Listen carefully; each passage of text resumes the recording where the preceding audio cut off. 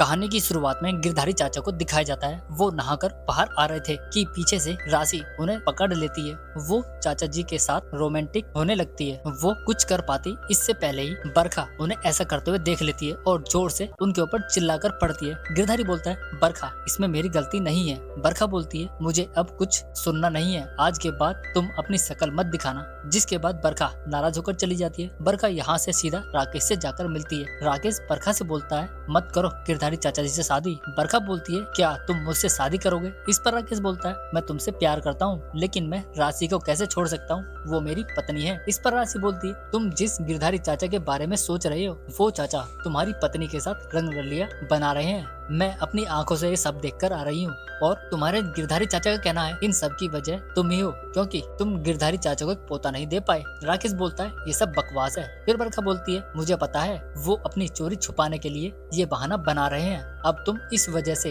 राशि को छोड़ सकते हो, प्लीज तुम उसे तलाक दे दो, फिर हम अपनी अलग दुनिया बसाएंगे। जिसके बाद राकेश बरखा से शादी करने के लिए तैयार हो जाता है। बरखा भी खुश हो जाती है। इसके बाद राकेश डाइवोर्स पेपर लेकर राशि के पास पहुंच जाता है और बोलता है, बरखा ने मुझे सब बता दिया है कि तुम्हारे और चाचा के बीच में क्या चल रहा है, इसलिए बरखा दोबारा से मुझसे प्यार करने लगी है। अब राशि के पास कुछ नहीं बचा था। वहीं गिरधारी को दिखाया जाता है, वो भी बरखा को नहीं भूल सकता था। गिरधारी भी अपनी किस्मत को दोष दे रहा था। गिरधारी का दोस्त उसे समझाता है और बोलता है, अब हमारी उम्र नहीं रही, उन्हें करने दो जो वो कर रहे हैं, जैसा चल रहा है चलने दे, मगर तू भुला दे। अब हमें उनकी खुशियों के बारे में सोचना चाहिए, तुझे ही सैक्रिफाइस करना होगा। जिसके बाद गिरधारी मान जाता है। अब सब सेलिब्रेट करते हैं, डिनर किया जाता है। धीरे धीरे सबकी हालत खराब होने लगती है। दरअसल राशि ने खाने में सबके जहर मिला दिया था, क्योंकि वो अपनी शादी टूटने का बदला लेना चाहते थे और वो अकेले ही रह जाती है। वो यहाँ से सामान पैक करके कहीं दूर निकल जाती है, जहाँ उसकी पहचान अनजान हो। इसी के साथ ही हमारा ये सीजन खत्म हो जाता है। धन्यवाद।